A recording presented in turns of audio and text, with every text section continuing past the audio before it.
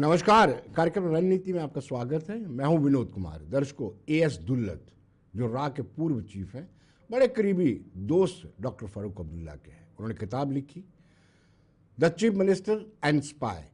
इस किताब में जो खुलासा हुआ है उसने कहीं ना कहीं नेशनल कॉन्फ्रेंस और ख़ास तौर पर अब्दुल्ला ख़ानदान की मुसीबतों को और बढ़ा दिया है। उनका कहना है कि उमर अब्दुल्ला फारूक अब्दुल्ला चाहते थे, उमर अब्दुल्ला ने डॉक्टर फारूक अब्दुल्ला चाहते थे कि 370 हटना चाहिए। उन्होंने यहाँ तक भी खुलासा किया कि वो चाहते थे कि बीजेपी के साथ हुकूमत भी बनाई जाए।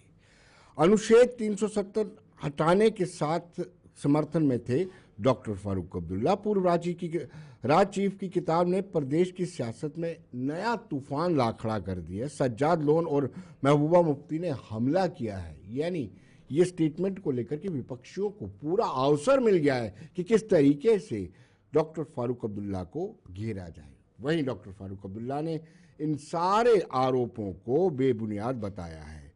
उनका ये दावा है कि जितने भी आरोप इस किताब में लगे हैं 370 को लेकर के, वो पूरे के पूरे बेबुनियाद हैं। लेकिन हम सब जानते हैं, जम्मू कश्मीर की आवाम भी जानती है कि कहीं ना कहीं एएस दुल्लत और डॉक्टर फारूक अब्दुल्ला के संबंध कितने घनिष्ठ थे।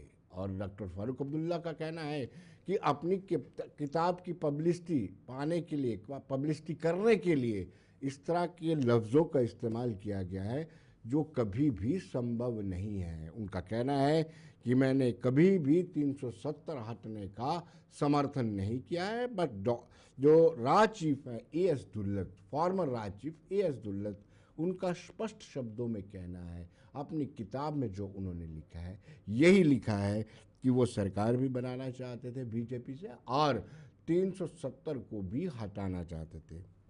स्वाभाविक सी बात है, रिएक्शन तो आएगा ही। डॉक्टर फारूक अब्दुल्ला का क्या कहना है, प्रतिक्रिया उनकी क्या है, पहले हम दर्शकों को वो बताते हैं, फिर अपने पैनलिस्ट के साथ भी जुड़ेंगे। दुल्लत साहब की किताब निकली है, चीफ मिनिस्टर एंड स्पाई। वो उसमें इतनी गलतियां हैं मैं बयान नहीं कर सकता। और अफसोस है कि अगर मुझे वो दोस्त कहता है, दोस्त ऐसी बातें लिख नहीं सकता। पहली बात मैं आपसे बताऊं जो गलत है कि जब मैंने 96 में हुकूमत बनाई, किताब में लिखता है कि साहब मैंने उससे पूछा कि किसको मिनिस्टर बनाए। वो किताब में लिखता है मैंने कहा छोटी हुकूमत बनाना। अगर उसने ये कहा होता तो मैंने 25 मिनिस्टर बनाए थे जो मेरा कोटा था, तो वो भी गलत। मैं क्यों पूछूं उससे, वो तो मैंने चलानी है। बार बार किताब में लिखता है कि मैंने उसको हर चीज में कंसल्ट किया है।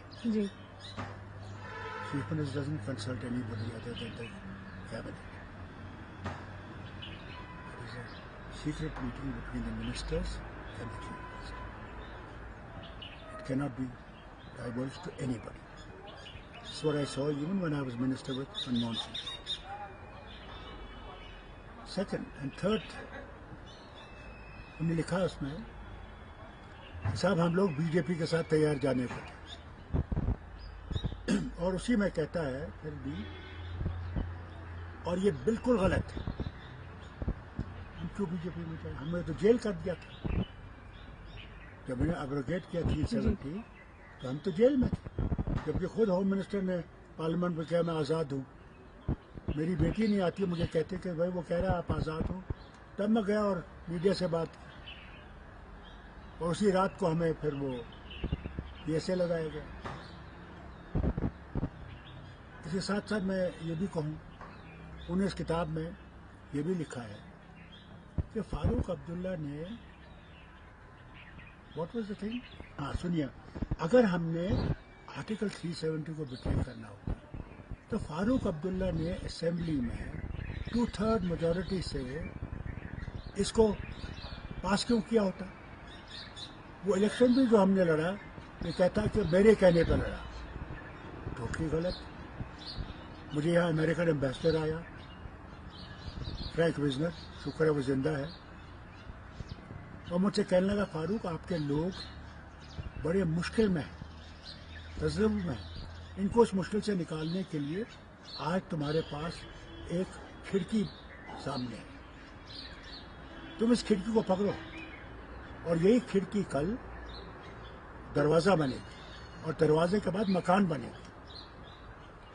तुम घबराओ मत, तुम चलो और लोगों को इस मुश्किल से निकालो।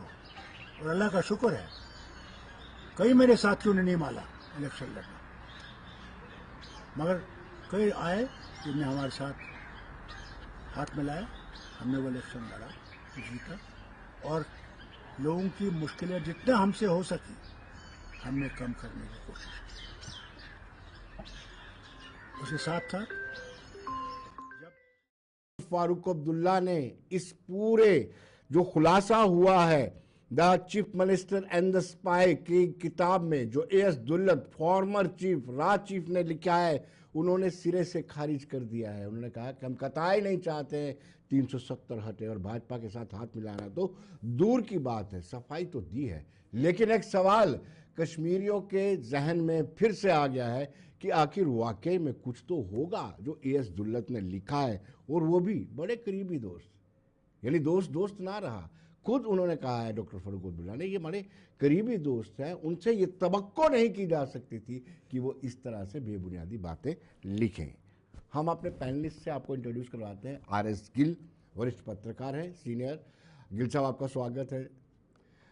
राकेश पंत जी हैं हमारे साथ, बीजेपी से ताल्लुक़ रखते हैं, आपका भी स्वागत है। और शेख ओवैस नेशनल कॉन्फ्रेंस से, ओवैस साहब आपका भी स्वागत है। आई एम ऑडिबल, मेरी आवाज़ आ रही है ओवैस साहब आपको? और जगदीप सिंह प्रवक्ता कांग्रेस के। पहले मैं ओवैस साहब से जानना चाहूँगा, ओवैस साहब कितनी सफाइयाँ देगो, किनको कश्मीर की आवाम को कितनी सफाइयाँ दे पाओगे, और कैसे ये आप भले इसको एलिगेशन कहते हैं लेकिन कश्मीर की आवाम, जम्मू की आवाम ये सोचेगी कि वाकई में फारूक अब्दुल्ला ये चाहते थे कि 370 हटे? जी ओवैस साहब। विनोद जी, पहले तो आपका शुक्रिया, और जो पैनल में बैठे इनको मेरी तरफ से आदाब, और जी। नाजरीन को भी आदाब और सलाम मेरी तरफ से। डॉक्टर साहब ने तो ऑलरेडी देखा, वो जो कल का इंटरव्यू आप ही अभी प्ले कर रहे थे, उन्होंने क्लियर कर दिया जो हवा। बट उससे पहले मैं जानना चाहता हूँ, एएस दौलत साहब ने जो कल खुद से इस चीज को क्लियर किया कि ऐसी कोई बात, जिस तरह इस बात को जिस बात को ये मीडिया में ला रहे हैं कि मैंने जी इस किताब में ये लिखा है कि अब 370 में डॉक्टर साहब खुश थे, या डॉक्टर साहब को कंसल्ट करना चाहिए था, तो वो एएस दौलत साहब ने पहले ही वो एयर क्लियर कर दिया है। रही बात नेशनल कॉन्फ्रेंस के लिए कोई नया ये पैंतरा नहीं है। जो भी एजेंसीज, चाहे बीजेपी वाले हो, एजेंसीज हो, जो हमारे खिलाफ हमेशा से रहे हैं, और हम नेशनल कॉन्फ्रेंस के लिए कुछ नया है नहीं। ये शेख साहब के टाइम से हमने देख रखा है कि कि हमेशा नेशनल कॉन्फ्रेंस के पीछे, क्योंकि ये नेशनल कॉन्फ्रेंस को हरा नहीं सकते हैं। जो आपने अभी इलेक्शन में रिजल्ट्स भी देखे, इन्होंने सारा सिस्टम एबीसी पार्टीज को जीताने के लिए लगाया था, ये उसमें भी फेल हो गए। अब ये नया पैंतरा कि अब जी डॉक्टर साहब 370 के हक में थे कि वो जी खत्म होना चाहिए था, उनको पता थी। ये सब बेबुनियाद एलिगेशन है। इससे ये जम्मू कश्मीर की आवाम काफी स्मार्ट जनता है, इनको पता है कि कि न हमें काम करने दे रहे हैं। वो भी आपको की ग्राउंड रियलिटी पता है कि बीजेपी की सरकार है सेंटर में भी। यहाँ पे अगर आप रियलिटी देखेंगे, बिजनेस रूल्स को दिए हुए आज 1.5 से 2 महीना हुआ है, वो अभी तक वहां से वापस आए नहीं है। स्टेटहुड का प्रॉमिस जिन लोगों ने किया है वो अभी तक आई नहीं है। ये लोगों को जम्मू कश्मीर की आवाम, जैसे आप बोलते हैं, हमें कोई उनको एक्सप्लेनेशन देने की जरूरत नहीं है। मैं आपके चैनल के माध्यम से उनको और जम्मू कश्मीर की आवाम को अवेयर करना चाहता हूँ इस चीज को लेकर। खबरदार रहिए, ये पैंतरे इनके और चलेंगे। अभी ये तो शुरुआत है, अभी और मैंने आप ही के चैनल के माध्यम से बहुत बार कहा है जी कि ये उस टाइम पे भी पीछे थे, आज भी हमारे पीछे लगे हैं। जी। गिल साहब से जानना चाहते हैं, गिल साहब, एएस दुल्लत फॉर्मर रा चीफ है, क्या आपको लगता है कि वो इस तरीके से कोई गलत चीज़ लिख सकते हैं जिस तरीके से डॉक्टर फारूक अब्दुल्ला का कहना है कि ये सारी चीज़ बेबुनियाद है, कुछ तो सदाकत होगी, परसेंटेज की कमी आ सकती है। जी गिल साहब।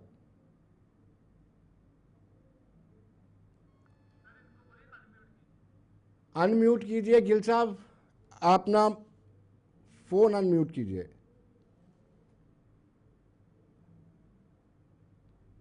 गिल साहब आपकी आवाज नहीं आ रही है, फोन को अनम्यूट कीजिए।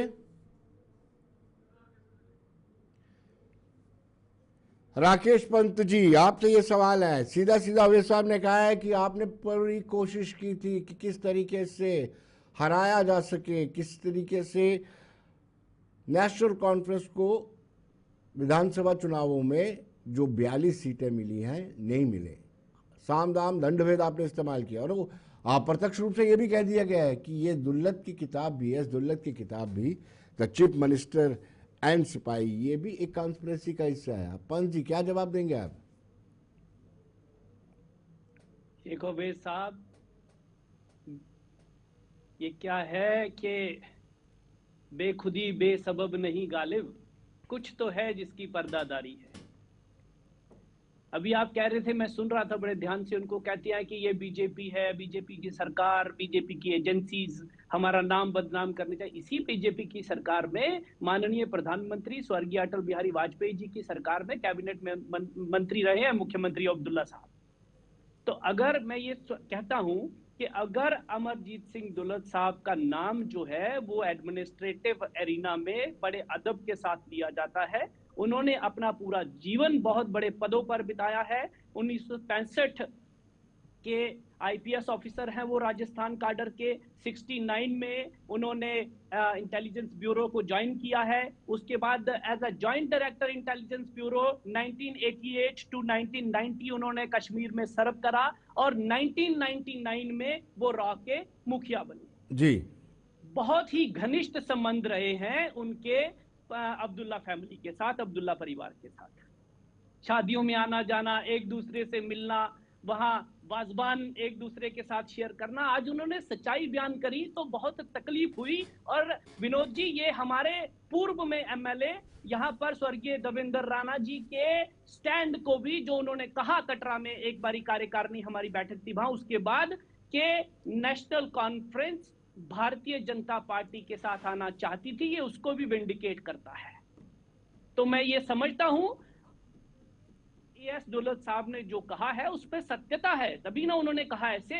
वो कोई ऐसी बात ऐसे ही ना थोड़ी कह देंगे। उनको आज रात को याद आ गया कि the chief minister and spy में उन्होंने ये लिखना है कि भाई फारूक अब्दुल्ला साहब जो है वो ये चाहते थे कि उनको ये 370 यहां से जाए, बशर्ते उनको कॉन्फिडेंस में लिया जाता। तो ये शुरू से नेशनल कॉन्फ्रेंस का इतिहास रहा है, जम्मू कश्मीर के लोगों को धोखा देना। और उसके बाद वो इसी किताब में चैप्टर नंबर 5 है शायद, उसमें ये लिखते हैं कि एक बारी फारूक अब्दुल्ला साहब ने उनसे ये भी कहा था कि मैं 12 साल जेल में रहने के लिए पैदा नहीं हुआ हूं।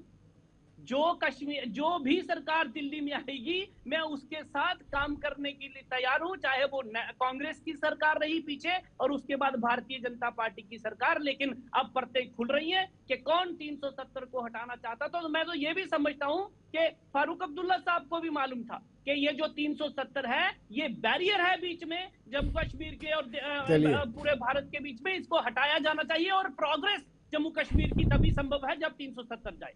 चलिए जगदीप जी, आपकी कांग्रेस की क्या प्रतिक्रिया है? आपके घटक दल का हिस्सा है, आप सरकार का हिस्सा है। जो एस दुल्लत ने कहा है कि डॉक्टर फारूक अब्दुल्ला चाहते थे 370 हटना चाहिए और भाजपा से हाथ मिलाना चाहते थे, मिलकर सरकार बनाना चाहते थे। विनोद जी, आपको, आपके दर्शकों को मेरा साधुवाद। सबसे पहले मैं ये स्पष्ट कर दूं कि इस चर्चा में नैतिक तौर पर ऐसे किसी भी व्यक्ति विशेष को भाग लेने का हक नहीं है जिसने ये किताब नहीं पढ़ी। जैगरनॉट पब्लिकेशन की 266 पन्नों की ये किताब, जिसे एम के नारायण ने फॉरवर्ड किया, जब आप इसे संजीदगी से पढ़ेंगे और अभी हाल स्वयं अमरजीत सिंह साहब का दिया बयान सुनेंगे, जिसमें देखिए दो बातें मैं बड़ी साफ कर दूं और आज मैं बतौर पत्रकार आपसे बात करना चाहता हूं।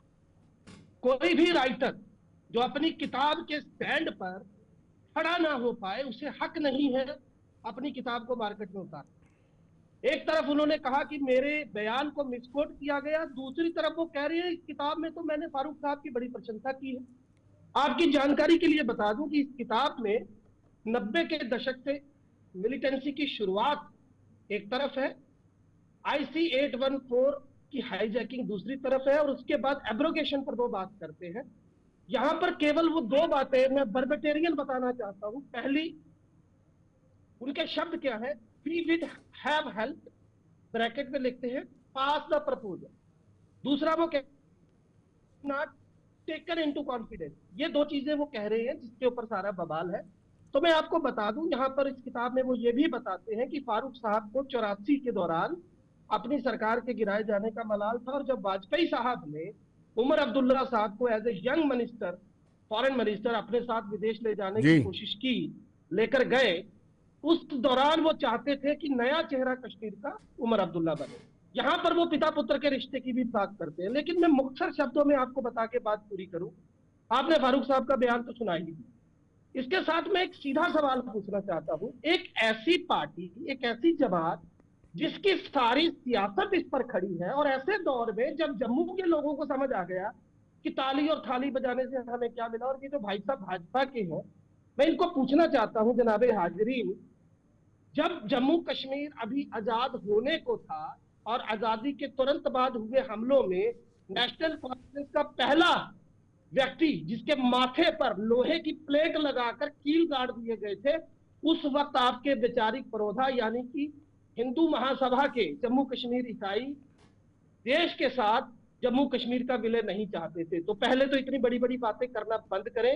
ये नेशनल कॉन्फ्रेंस थी जिसके संस्थापक ने उस वक्त मशाले और टार्चे लेकर भारतीय सेना के पहले डकोटा जहाज को जहां उतारा जब आप लोग अंग्रेजों की आपने संस्थापक को क्यों जेल में रखा?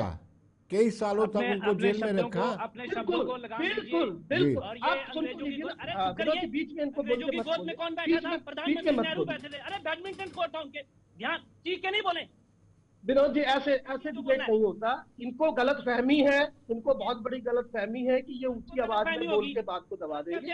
ऐसा नहीं होगा। मैं बात पूरी कर लूं विनोद जी? जी कोई पढ़ लिया आपने? विनोद जी मैं बात पूरी कर लूं? आपने सारा कुछ आप पढ़ कर आए हैं विनोद जी? मैं बात पूरी कर लूं उसके बाद गुलामी किसने की? अरे महात्मा गांधी को, अरे चुप करिए पहले सुनिए मेरी बात। महात्मा गांधी को 300 रुपया मिलता था और सावरकर को 5 सालों में 7 रुपए मिले। बैडमिंटन कोर्ट नेहरू के लिए था, बात कर रहे हैं। पहले बैडमिंटन टीवी नेहरू के लिए था। इनके आप ऐसे लोगों को बुलाते क्यों हैं जिनको सलीका नहीं बात करने का? जी ये बीच में क्यों बोल रहे हैं? मेरी बात पूरी हो जाए उसके बाद अपनी बात रखिए। हो सकता है मेरे शब्द जो है वो सही ना हो, मैं कह सकता हूँ, हो सकता है। मेरी बात तो सुन ले, फिर उसके बाद ये अपनी बात रखें। विनोद जी बात करूं? चलिए जगदीप जी, विनोद जी मैं बात करूं? जी जी जी जगदीप जी कंप्लीट कीजिए। गिल साहब के पास।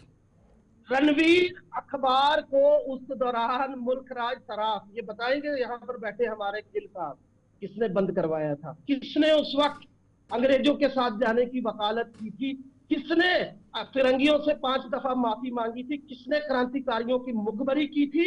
और किसने पाकिस्तान की सिंध असेंबली में और पश्चिम बंगाल में मुस्लिम लीग के साथ सरकार बनाई थी? किसने पाकिस्तान के मसौदे पर मुंह पे दही जमा लिया था? एक बात मेरी जरा ध्यान से सुन लीजिए, शोर मचाने से कुछ नहीं होगा। आपके वैचारिक पुरोधाओं के पास फिरंगियों की उस जमात में जिस तरीके का उनका इतिहास रहा है, कहने को कुछ नहीं है। तो चलिए जगदीप जी, मैं गिल साहब के पास जाना चाहूंगा। गिल साहब, मैं एक जवाब दे दूं? नहीं जी नहीं राकेश जी, गिल साहब के पास, उसके बाद गिल साहब, आपका क्या रिएक्शन है एएस दुल्लत की किताब पर, और जिसमें यह टिप्पणी की गई है कि 370 हटाने के समर्थन में थे डॉक्टर फारूक अब्दुल्ला? देखिए विनोद जी, अभी का दायरा मेरे ख्याल है पैनलिस्ट ने, हम आज के मुद्दे पर वाले थे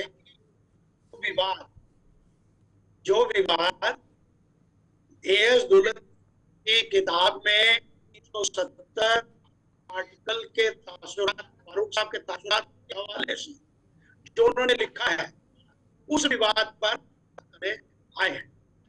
मैं समझता हूँ एक एक राजनीतिक विवाद है और जाहिर सी बात है कि सभी राजनीतिक दल इसको बुलाएंगे और बात करेंगे, लेकिन जहां तक किताब में है, मैंने दुल्लत साहब के उसके सब्सिक्वेंट इंटरव्यू सुने हैं। उन्होंने क्या कहा है, उन्होंने कहा है कि ये जो कॉन्टेक्स्ट था मेरा, ये कॉन्टेक्स्ट राजनीतिक कॉन्टेक्स्ट नहीं था। उन्होंने ये कहा कि क्योंकि ही वाज हार्ट ब्रोकन और उनको पता नहीं था कि इस हद तक केंद्र ये दफा 3 आर्टिकल 370 और जो तब्दीली लाने वाला है इस हद तक हो जाएगा, उनको मालूम नहीं था। इवन उन्होंने, फारूक साहब ने खुद भी कहा है कि मीडिया में जो रिकॉर्डेड है कि जब वो प्रधानमंत्री जी से मिलने गए 1-2 दिन पहले, तो उसके बाद उन्होंने स्पेसिफिकली उनको पूछा भी कि इतनी सिक्योरिटी बंदोबस्त जो आप जम्मू कश्मीर में कर रहे हैं, इसके पीछे क्या रीजन है। तो उन्होंने कहा कि प्रधानमंत्री जी ने इसका कोई जवाब नहीं दिया और हमें ये भनक तक नहीं थी कि इतना बड़ा कदम हो जाए। लेकिन ये दुल्लत साहब ने जो लिखा, क्योंकि दुल्लत साहब 2020 में केंद्र के कहने पर ही फारूक साहब को मिलने कश्मीर गए थे, तो उन्होंने दुखी होकर कहा होगा, जो दुल्लत साहब ने भी कहा कि वो इतने हार्ट ब्रोकन थे कि मैं हमेशा नेशनल कॉन्फ्रेंस और डॉक्टर फारूक हमेशा दिल्ली के साथ चले हैं, हमेशा दिल्ली की तायद करते हैं, हम प्रो हैं। अगर आपने इतना बड़ा कदम उठाना था तो हमें कॉन्फिडेंस में ले लिया होता, तो हम हो सकता है इसमें कोई मदद करते। तो मैं ये समझता हूँ ये जो कॉन्टेक्स्ट था इट्स इम्पोर्टेंट। ये मैं जो मानता हूँ, जो मेरी थोड़ी सी समझ है, कश्मीर में कोई आदमी, कोई कश्मीर की कोई राजनीतिक पार्टी 370 को हटाने के पक्ष में नहीं है। हाँ, उनको 1947 के बाद जो दबाव की राजनीति कश्मीर की केंद्र पर रही है, और केंद्र की एक कमजोरी रही है कि जो कश्मीर के ओवर सेंसिटिव इशू मान के वो हर बात को सरेंडर करते आए हैं, तो वो दबाव की राजनीति चलती थी। कश्मीरी राजनीति को ये मालूम था, वो समझ चुका था, और उन्होंने ये दबाव आर्म ट्विस्टिंग करो और केंद्र से जो मर्जी करवा लो जी। अब ये जो 370 को कभी भी हटाने के पक्ष में कश्मीर नहीं हो सकता। हाँ, अब जब तब्दीली आई है, बदलाव हो रहा है, अब लोगों को थोड़ा सा एहसास होगा कि 370 की वजह से कहाँ रुकावटें हुई, कहाँ तरक्की रुकी, कहाँ जो नेशनल इंटीग्रेशन के साथ कश्मीर जुड़ा नहीं, क्या खामियां रही हैं 370 की, भ्रष्टाचार इतनी हद तक क्यों फैला, जवाबदेही क्यों नहीं थी। इन वजह हो सकता है कल परसेप्शन में बदलाव आए, ये बहुत जल्द होगा लेकिन मेरा ये मानना है ये राजनीतिक स्टेटमेंट नहीं हो सकती, क्योंकि फारूक या नेशनल कॉन्फ्रेंस अफोर्ड ही नहीं कर सकते कि वो प्राइवेट में भी कहें कि आर्टिकल 370 एब्रोगेशन का वो समर्थन करते हैं। हाँ, ये जरूर कहा होगा कि यार हमने आपके लिए इतना लड़ा है और हम हमेशा दिल्ली के साथ रहे हैं, हर बात दिल्ली की मानी। अवैस साहब से, इतना करने के बाद आपने हमको अवैस साहब से जानना चाहते हैं। अवैस साहब, और अगर करना ही था तो वो मेरे ख्याल से बात यही होगी जिसको दुल्लत किताब में।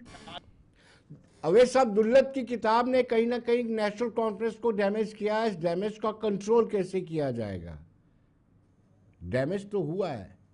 नहीं विनोद जी, ऐसी कोई बात डैमेज नहीं। सरप्राइजिंग पार्ट तो ये है कि जिन्होंने 2019 5 अगस्त कराया, वही आज मैं अभी कुछ देर पहले उनके बड़े तकरीर सुन रहा हूँ कि देखिए जी दौलत जी ने जी डिक्लेयर कर दिया। मैंने कहा ना, इसके पीछे एक बड़ी कॉन्स्पिरेसी है, वो समझ आ रही है जम्मू कश्मीर के अवाम को। राइट, यू नो कि पीडीपी का भी आज कुछ दिन है, I don't know what exactly is that. वहां पे उनके लीडर्स का भी मैं वो बयानबाजी सुन रहा हूँ कि उनको मतलब शर्म भी नहीं आती कि लाया उन्होंने, खत्म कराया उन्होंने। जम्मू कश्मीर की जनता विनोद जी सब जानती है और कोई डैमेज होने वाला है नहीं, क्योंकि सच्चाई। लेकिन अवैस साहब देखिए पीसी भी आपके विरोध में है। पीसी का कहना है कि इसको आउटराइटली रिजेक्ट नहीं किया जा सकता है। डॉक्टर साहब बोल सकते हैं, महबूबा मुफ्ती भी, इल्तिजा मुफ्ती भी सीधे तौर पर एलिगेशन लगा रही है आप पर। मैंने तो उन्हीं की जिक्र की कि लाइक कि 2019 कराने वाले वो लोग, अब वो ये बेसिकली पीडीपी जो कमजोर हुई थी, एक बड़ी हेल्प जो उन्होंने सेंटर को उस टाइम पे दी, अब उनको वापस पावरफुल करना है। वापस जो उनके मंत्री भाग गए थे, एक्स एमएलए मंत्री, उनके एक्स मंत्री, आप देखेंगे आने वाले टाइम में वो वापस से ज्वाइन करेंगे पीडीपी को। ये एक पैंट्रा चल रहा है और ये हम इसके बारे में नॉलेज रखते हैं, ऑलरेडी हम नॉलेज रखते हैं। और ऑलरेडी मैंने आपके चैनल के माध्यम से 2 साल पहले ही इस चीज की जिक्र कर दी थी कि आप देखिए अब नया ट्रेंड आएगा, जो पीडीपी वाले गए अभी पीडीपी वाले वापस आएंगे और महबूबा जी वेलकम करेगी। इनको जो हेल्प करना था, जो रोड मैप उनको बीजेपी को देना था 370 को खत्म करने के लिए, वो दिया। और यहाँ पे ग्राउंड पे पता है सबको कि बीजेपी को बनाने वाले आरएसएस और बीजेपी ही है, तो इसमें कोई शक शोभा है ही नहीं। अब ये चाहते हैं कि थोड़ा सा हवा नेशनल कॉन्फ्रेंस की ओर आए, बट सच्चाई होती है। लोग हमारे साथ है और हमेशा सच के साथ रहेंगे और नेशनल कॉन्फ्रेंस के साथ ही रहेंगे। जी राकेश जी, आप देखिए जगदीप जी ने बड़ी तारीफ की है नेशनल कॉन्फ्रेंस के संस्थापक की और नेशनल कॉन्फ्रेंस की भी। कबालियो, मैं उसी पे आ रहा हूँ, यहाँ तक मैं उसी पे आ रहा हूँ। यहाँ तक शेख अवैस साहब की बात है, is from NC and he is defending his party, it is his prerogative. लेकिन भाई ये कांग्रेस वाले जो है वो ये बेगानी शादी में फारूक अब्दुल्ला क्यों बन रहे हैं? इनका क्या है बीच में? ये कोई स्टेक होल्डर है यहाँ पे? अरे गवर्नमेंट में आप है नहीं, मंत्री कोई आपका है नहीं, पूछा आपसे जाता नहीं, मैनिफेस्टो आपने बनाया नहीं, नेशनल कॉन्फ्रेंस के मैनिफेस्टो तो प्रवक्ता आप कांग्रेस के बनकर आए, भाई वहीं चले जाइए ना सीधा।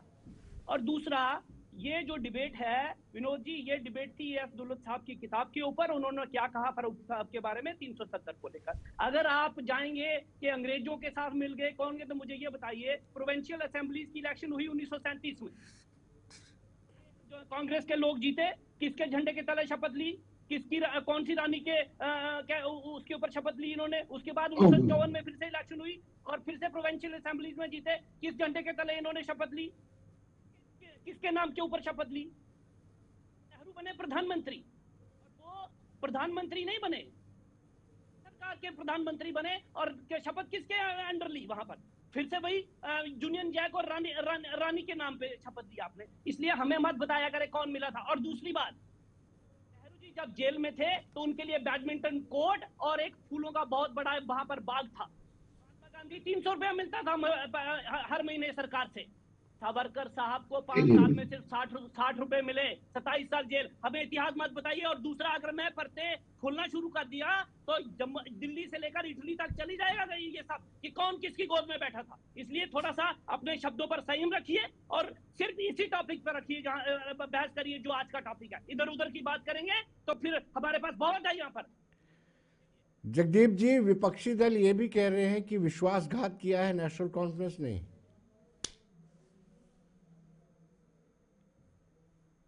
विनोद जी, मैंने फिर से बड़े संयम के साथ उनको सुना है और मैं आपको बड़े सम्मान के साथ कहना चाहता हूं कि चर्चा का मतलब तभी है जब जो पार्टिसिपेंट है उनको अपनी बात करने का मौका दिया जाए। मेरी ना तो ऐसी फितरत है, ना ऐसा किरदार है कि मैं बीच में खामखा इंटरप्ट करूं।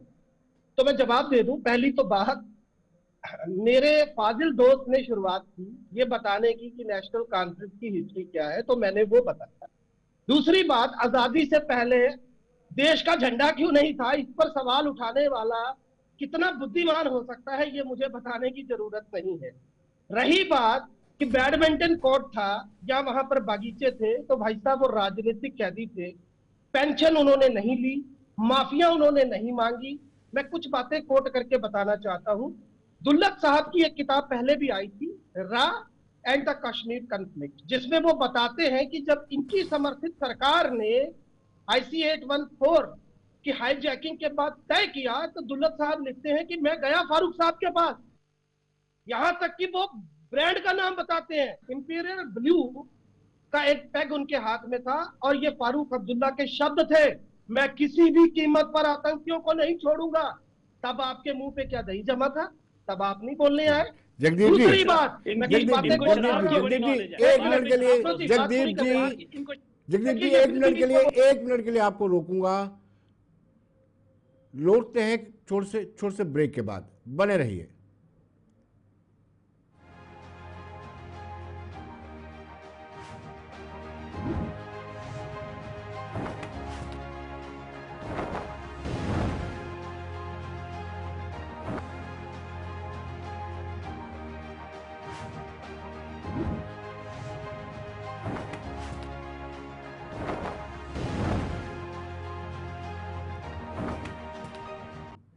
ब्रेक के बाद एक मरतबा फिर स्वागत है और सीधे जगदीप जी के पास जाएंगे। जगदीप जी ए.एस. दुल्लत की दूसरी किताब का भी जिक्र कर रहे थे। जी जगदीप जी।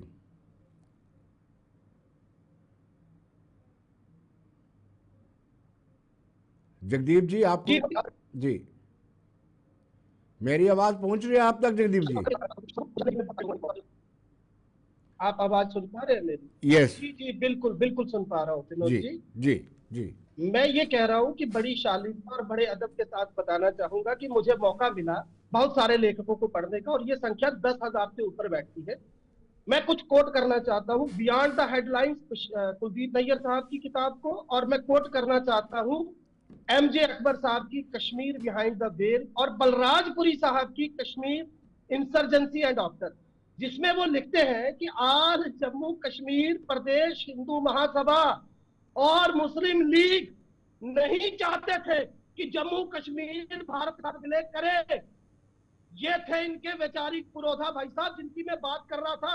आज जो यहाँ खड़े हैं, मैं बता दूं सावरकर साहब ने जेल काटी, कोई शक नहीं, और सावरकर साहब ही वो व्यक्ति थे जो अपने पहले टर्म जेल के पहले अपने घर के मकान पर घेरा लगाते थे और कोई नेता नहीं लगाता था। मैं रिस्पेक्ट कर तो बात की, लेकिन उसके बाद उनका मन बदला जब उनके बड़े भाई ने गांधी को किया, पत्र लिखा गया और 5 दफा गोरों से और 6ठी दफा सरकार से माफी मांगी, उनसे पेंशन ली, उनकी सेना ने हिंदुस्तानियों को भर्ती करवाया, जिसमें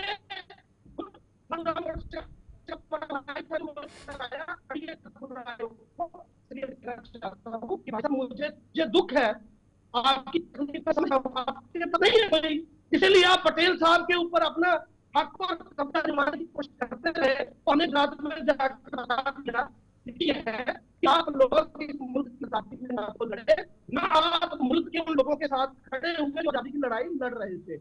आपके लोग ने मुखबरी की। बलराज मधोक का आरोप है कि वाजपेयी साहब और नानाजी देशमुख जिम्मेदार है मालवीय की हत्या का। ये बलराज मधोक साहब कहते हैं, पढ़िए उनकी किताब। तो इसलिए बराए मेहरबानी पहले अपना गिरेबान हटा लीजिए। रही बात, एक बड़ी इंपॉर्टेंट बात कह के बात पूरी कर सकता जी। पिछले जो नेशनल कॉन्फ्रेंस ने वीडियो लगाया जिसमें शेख अब्दुल्ला कश्मीर के लोगों को जी जी जगदीप जी, आपकी वॉइस में कोई प्रॉब्लम आ रही है, आप वॉइस ठीक कर लीजिए। तब तक मैं गिल साहब के पास चलता हूँ। गिल साहब, ये डॉक्टर फारूक अब्दुल्ला ने एस दुल्लत की किताब पर जो टिप्पणी की उसमें कहा कि चीप स्टंट है, ये पब्लिसिटी गेन करने के लिए मेरा नाम लिया गया है।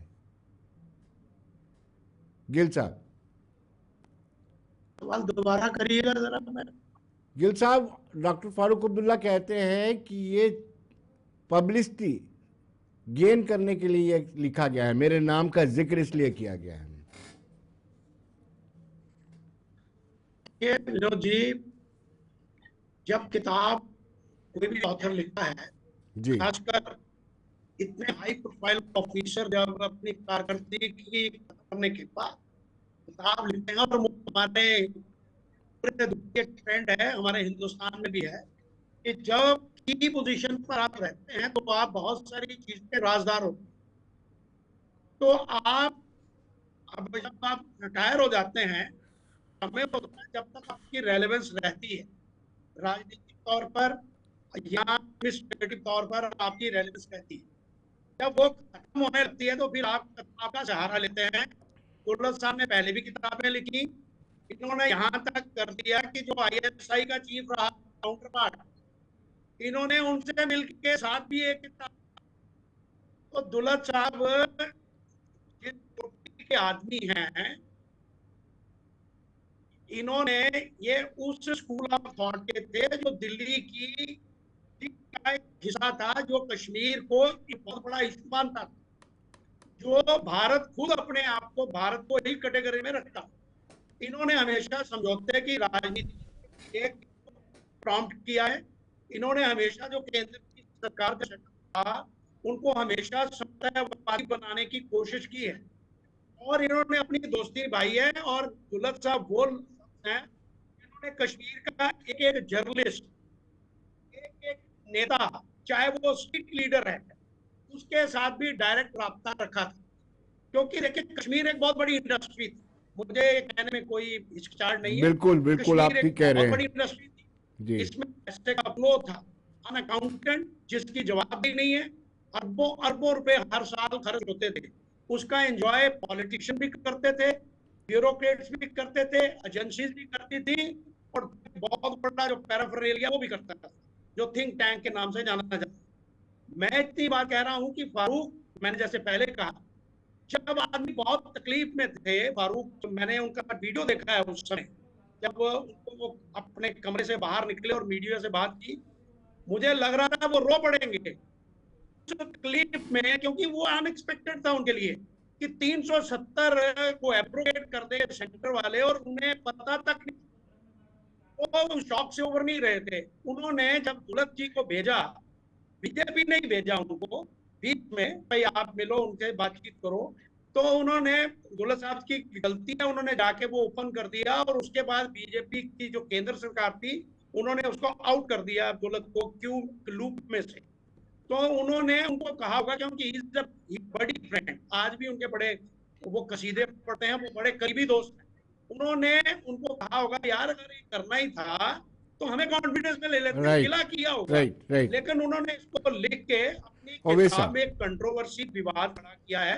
जाहिर सी बात है किताब बिकेगी, और जी कश्मीर में जो अभी राजनीतिक विवाद बनेगा, बवाल का, ये एक जो तूफान आपको लगता है, चलिए इसमें अभी समय लगेगा बैठने का। जी और जो विपक्ष है, एनसी के ओवैसा जो मुखालिफ पार्टियां हैं, जैसे पीडीपी है, सजाद लोन जी हैं, इनको एक हैंडल मिल गया है, ओवैसी साहब एक और मौका इसको से जरूर बोलेंगे। जो 5 अगस्त 2019 से पहले जो डॉक्टर फारूक अब्दुल्ला की पीएम से मीटिंग हुई थी, उसको भी पीपुल्स कॉन्फ्रेंस के लोग इसी के साथ जोड़ रहे हैं।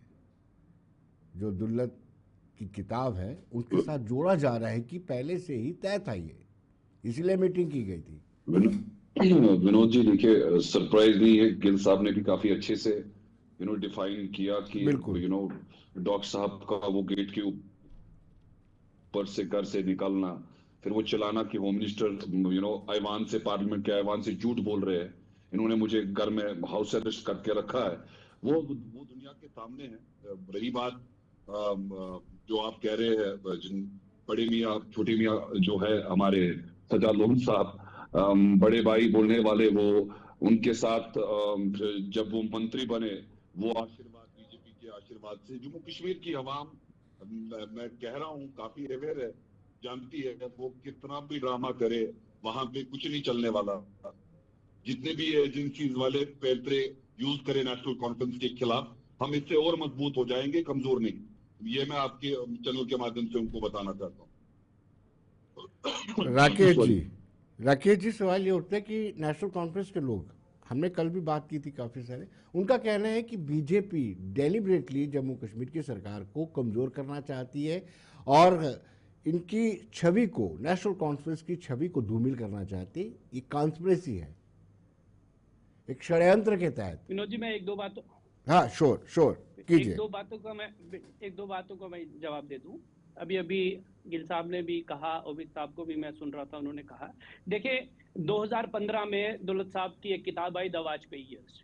उसके बाद 1988 में he wrote the spy chronicles, raw, ISI and illusions, जो को ऑथर करी उन्होंने, जिसका जिक्र अभी गिल साहब ने भी किया। फिर उसके बाद आ जाती है 2022 में a life in the shadows, और उसके बाद ये जो अभी किताब आई है, the prime minister and the spy. मुझे एक बात बताइए, क्या दुलत साहब को किसी पब्लिसिटी की जरूरत है? और इतना ह्यू एंड क्राई अभी हो रहा है, पिछली किताबों पर क्यों नहीं हुआ? और अभी अभी गिल साहब ने कहा कि उन्होंने ऐसा कहा होगा, फारूक साहब ने ऐसा कहा होगा। मुझे एक बात बताने का प्रयास करें कि जब उमर साहब की सरकार बन गई, उसके बाद जो रेजोल्यूशन इन्होंने असेंबली में लाया उसमें स्टेटहुड का जिक्र था, लेकिन 370 का जिक्र नहीं था। यहां तो दुल्लत साहब नहीं बैठे थे, क्यों नहीं जिक्र किया फिर? और ये जो अभी अभी दूसरा ये बहुत यहाँ पर बड़ी वो इंपीरियल ब्लू और पता नहीं कौन कौन सी, मैं तो शायद जानता नहीं, ये इनका नाम लिया गया है। तो ये हमेशा डांस और बार में सर्व होती है चीजें, उनको ज्यादा मालूम है इस बारे में, हमें मालूम नहीं है। तो इसलिए ये मत बताया करें हमें कि भारतीय जनता पार्टी ने क्या किया और क्या नहीं किया। और दूसरा, अंग्रेजों के साथ नेहरू जी की होगी तो लेडी माउंटबेटन की भी होगी, सुनना पड़ेगा ना फिर आपको।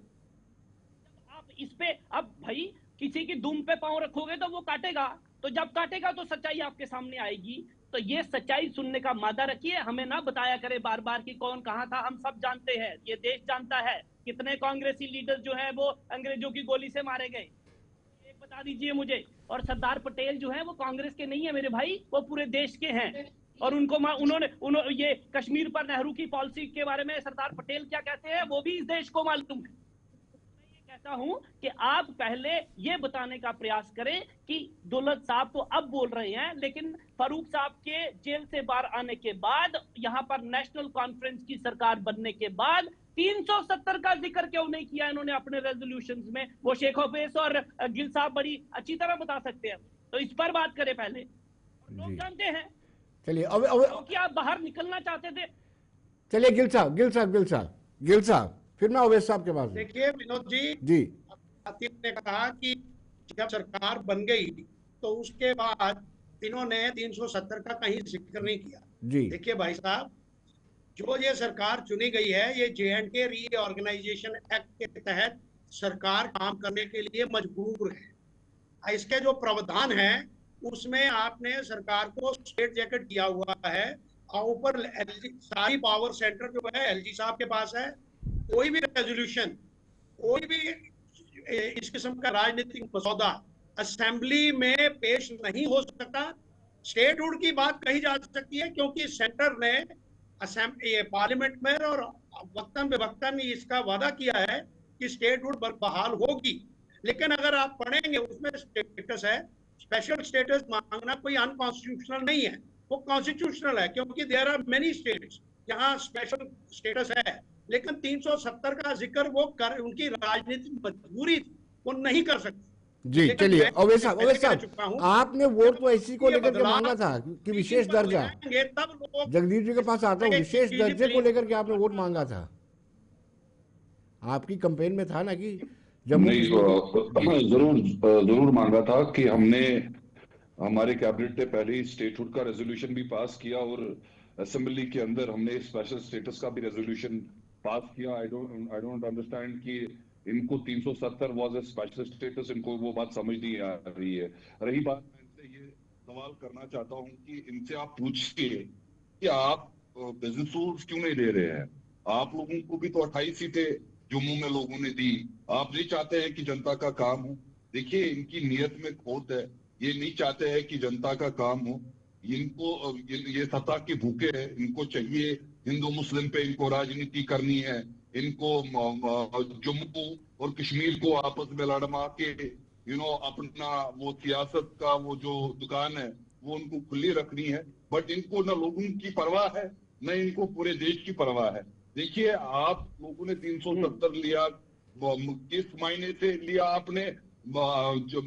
आपने हिस्ट्री में आपने जम्मू कश्मीर के क्या पार्लियामेंट के अयान में आपने एक दफा लगा दिया जहां पे आपने एक पूरे स्टेट को केज कर दिया। फिर आपने आर्मी लगा के हमारे चीफ मिनिस्टर्स थे उनको घरबंदी कर दिया और उनको जेल भेज दिया, पूरा नेटवर्क बंद कर दिया, फोन लाइंस काट दिए, कर्फ्यू लगा के आपने वो गुंडागर्दी करके 370 यहाँ से खत्म किया। वो जम्मू कश्मीर का आवाम कभी नहीं भूलेगा। और हम वादाबंद है जम्मू कश्मीर के अवाम के साथ, हमने प्रॉमिस किया है और हम लड़ते रहेंगे बाय मीन्स ऑफ लॉ जितना भी हमसे होएगा जी। हम हमेशा चलिए जगदीप जी, आपने विनोद जी एक मिनट आवाज अभी उठाते अभिषेक रहेंगे। ने बात करी है कि हिंदू मुस्लिम की बात करी है। मुझे ये बताएं कि फारूक साहब जब इधर आते हैं टनल के पार तो यहाँ तिलक लग जाता है, और जब वहां जाते हैं कश्मीर में तो कहते हैं मैं क्या करता, मंदिर में गया जबरदस्ती लगा दिया। अरे भाई ये हिंदू मुस्लिम की बात आप करते हैं, हम 150 करोड़ लोगों की बात करते हैं, कश्मीर में भी तिलक 150 लगाते करोड़ हैं। लोगों की बात करते ऐसी हैं। बात नहीं सबका है, साथ, यही तो सबका मैं कह रहा विकास, हूँ ना सबका आपको। प्रयास, सबका चलिए, विश्वास। जगदीप जी। प्रधानमंत्री जी का जगदीप जी बहुत सारी किताबें लिखी हैं दुल्लत साहब ने, यही सुर्खियों में क्यों है? क्या कोई सियासत है इसमें? बहुत सारी किताबें दुल्लत साहब ने लिखी है, यही क्यों सुर्खियों में है? क्या इसके पीछे भी कोई कॉन्स्पिरेसी है? विनोद जी, मैं इसका उत्तर देना चाहता हूं, लेकिन उससे पहले मैं जो सुन पाया, जैसे कि भाजपा के भाई साहब कह रहे थे कि श्वान की धूम पर पैर रख दिया, तो मुझे माफ कीजिएगा अगर मैंने ऐसा कर दिया, लेकिन क्या करूं, मजबूरी है। अभी जिन पटेल साहब का ये जिक्र करके हटे, बिल्कुल वो सारे देश के थे, और वो पहले इस देश के गृह मंत्री थे जिन्होंने आपकी आरएसएस को बैन करते हुए ये कहा था कि ये देश के लिए घातक और खतरनाक सिद्ध होगी। आज उनके वचन जो है वो हम 100% घटित होते हुए देख रहे हैं। अब मैं जरा बता दूं जो आप चीज पूछ रहे हैं विनोद जी, देखिए आप एक मिनट के लिए दुल्लत साहब को एक लेखक के तौर पर देखिए। उनका ये कहना कि मैंने तो फारूक अब्दुल्ला साहब की प्रेज की है, ये बताता है कि उनकी क्रेडिबिलिटी क्या है। आप इसी बात से अंदाजा लगा लीजिए, एक लेखक को जब किताब पर लफ्जों के जरिए अपनी बात रखनी होती है, बीच में मत बोलिए, मैंने बड़े आराम से सुना आपको, मैंने बड़े आराम से सुना आपको। मैं विनोद जी, मैं ऑनेस्टली सही, मैं डिबेट छोड़ दूंगा, मैं डिबेट छोड़ दूंगा। मैं मुझे ऐसे लोगों के साथ बात नहीं करनी जिनको तहजीब नहीं, तरीका नहीं, जिनको लिहाज नहीं, जिनको सलीका नहीं। आपको अवसर दिया जाएगा उनको कंट्रोल करने का, क्यों बीच में बोलते हैं? चलिए जगदीप जी, राकेश जी प्लीज। मैंने तो नहीं टोका ना किसी को, चलिए राकेश जी, चलिए जगदीप मैं जी। फिर से कह रहा हूँ, देखिए विनोद जी, जब आप लफ्जों के जरिए कागज पर कुछ उकेरते हैं, कोई जानकारी अपने पाठकों को देते हैं, तो आपका धर्म बनता है आप सच लिखें। आपका ये कहना कि मैंने तो फारूक साहब की तारीफ की है और मेरी बात को मिसकोट किया है, यहीं पर बात खत्म हो जाती है, क्योंकि दोनों एंड इस बात को पूरे सिरे से नकार चुके हैं। अब मैं एक और चीज बताना चाहता हूँ, ये भाई साहब को इतिहास का बड़ा शौक है। अभी मैंने सावरकर साहब की वो जंग की बात नहीं की, जो उन्होंने जहाज से किनारे था। मैंने CIA की महिला डबल एजेंट की बात नहीं की, सुन लीजिए ना, मिर्ची लगेगी, सुन तो लीजिए भाई। मैंने महिला के CIA महिला के डबल एजेंट होने की बात नहीं बताई आपको, मैंने उनकी जहाज से जो कूदने वाली बात आपको नहीं बताई, तो मैं इसलिए आपको बता रहा हूँ भाई साहब। ऐसा है, एलेस्टर लैम की एक किताब है जो भारत में बैन है, मैं अपने आप को लकी समझता हूं कि मुझे उसका PDF मिल गया। उस किताब में सुनिए आप ध्यान से, और जरा मुझे लग रहा है कि अगर आजाद की भी एक बैन है किताब, तो आपको समझ आ जाएगा मैं क्या कह रहा हूँ। सुनिए, बोलिए बोलिए आप उस किताब को, उस किताब में द्वारका नाथ, ये बीच में बोल रहे हैं ना, द्वारका नाथ खाचलू मौलाना आजाद की भी मैं याद दिला रहा हूँ आपको, मौलाना आजाद की भी किताब है। पीपल कांग्रेस के सचिव थे। विनोद जी ऐसे थोड़ी होता है, विनोद जी ऐसे नहीं होता, ऐसे नहीं होता। आप इन्हीं को मौका दीजिए, हम साथ। चलिए बोलिए जगदीप जी, बोलिए बोलिए बोलिए जगदीप जी, आप ही को सुन रहे हैं। ऐसे थोड़े ना होता विनोद जी, मैंने इनकी बात सुनी है, जब मेरी बारी आती है बीच में कूदना शुरू कर देते हैं जाहिलों की तरह। मैं ये कह रहा हूँ, देखिए बात सिंपल है, आप जब इस देश का ये वही है, आप वही है, आप ना होते तो आप में इतनी समझ होती भाई साहब। मैंने आपको सुना है, तो आप बराए मेहरबानी में फिर बड़े सम्मान के साथ बोल रहा हूँ, सुन लीजिए। मुझे पता है मैंने श्वान की धूम पे पैर रख दिया, मैं जानता हूँ वो काटेगा। अब सुनिए, देखिए दिक्कत क्या है, आज हम जिस किताब का जिक्र कर रहे हैं मैं उसके ऊपर आना चाहता हूँ। देखिए एक बात बड़ी साफ है, डॉक्टर फारूक अब्दुल्ला की राष्ट्रभक्ति पर सवाल नहीं उठाया जा सकता, और मुझे बड़े अफसोस के साथ कहना पड़ रहा है कि ये कैसे लोग हैं। फारूक अब्दुल्ला से बेहतर राम भजन कोई नहीं गा सकता। जम्मू कश्मीर छोड़ दीजिए, पूरे हिंदुस्तान के एक नेता का नाम बताइए। कसाब ने भी कलावा बांधा था, और आज ये ऊपर भी सवाल उठाएंगे। ये देखिए विनोद, ऐसे होता है, ऐसे होता है, ये बताता है झूठा आदमी कभी बात नहीं सुन सकता। झूठे आदमी की इतनी औकात नहीं होती कि वो बात सुन ले। झूठे आदमी का इतना गिल साहब, आप मेरी आवाज सुन पा रहे हैं? गिल साहब, गिल साहब आई एम ऑडिबल? गिल साहब आई एम ऑडिबल? हाँ यस। क्या राम भजन गाना ही राष्ट्रभक्ति का प्रमाण है? राम भजन गाना ही राष्ट्रभक्ति का प्रमाण है क्या गिल साहब? ये सर्टिफिकेट है कि वो राम भजन बड़ा अच्छा गाते हैं तो वो देशभक्त हैं। देखिए, मैं ये एक छोटे छोटे एनेक्डोट्स पर बात करने की बेहतर मैं ये समझूंगा कि फारूक साहब को समझना चाहिए। फारूक साहब एक बड़े रंगीन मिजाज, खुश मिजाज और फ्लेम पॉइंट पॉलिटिकल लीडर, ठीक है जी। उन्होंने जो शेख साहब ने जो अपनी राजनीतिक जीवन जिया, उसमें एक उनकी रिजिडिटी थी, उनकी एक अप्रोच थी, एक सेसेशनिस्ट एलिमेंट था माइंड में उनके, और उन्होंने केंद्र पर दबाव बना के सिक्योर किया 370, 35A और जो चाहा वो उन्होंने करवाया। लेकिन फारूक साहब के अपनी स्टेटमेंट है कि मुझे जेल में नहीं रहना, मैं अपने बाप की तरह नहीं। वो बहुत फ्लेक्सिबल थे, एक्सपोजर था उनको। हाँ, लेकिन उन्होंने ये सीख लिया था कि केंद्र को दबाव में रखो, कश्मीरियों को खुश रखो। इधर कुछ बोलेंगे वो कश्मीरी ऑडियंस को खुश रखते हैं, जम्मू में आके एक और भाषा बोलते हैं, दिल्ली में जाके कुछ और भाषा बोलते हैं।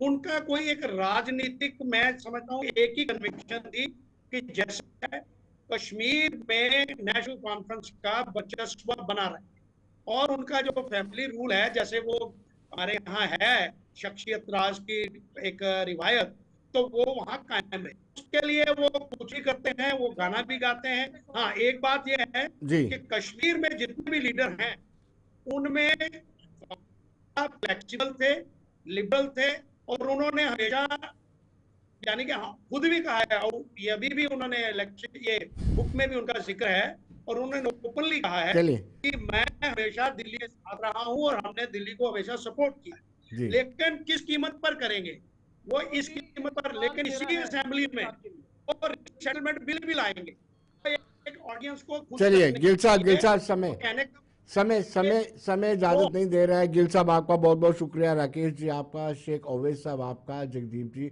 आपका भी बहुत बहुत शुक्रिया। और दर्शकों, आप बड़े रहिए देश दुनिया की खबरों के लिए और मुझे दीजिए इजाजत। नमस्कार।